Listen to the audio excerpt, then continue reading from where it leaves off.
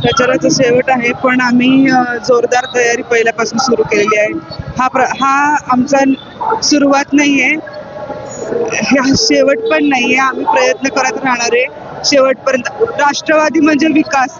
विकास हा आता प्रभाग क्रमांक 34 डोळ्यांनी बघणारे, नुसता कागदावर बघणार नाहीये, ही गॅरंटी देते.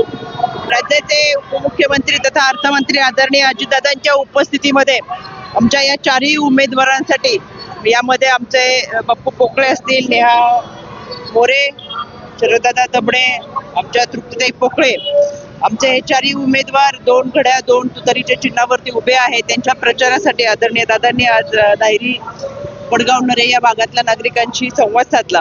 अतिशय उत्तम असा प्रतिसाद आदरणीय दादांच्या या रॅलीला मिळाला.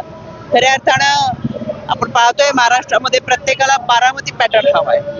ज्या पद्धतीचा बारामतीचा विकास झालाय, खरं तर जन्मभूमी कर्मभूमी म्हणून दादांनी बारामतीमध्ये ज्या पद्धतीचा विकास केलाय, पण हातामध्ये सत्ता मिळाली तर कशा पद्धतीचा विकास करू शकतो हे आपण पिंपरी चिंचवडवरून पाहिलेले.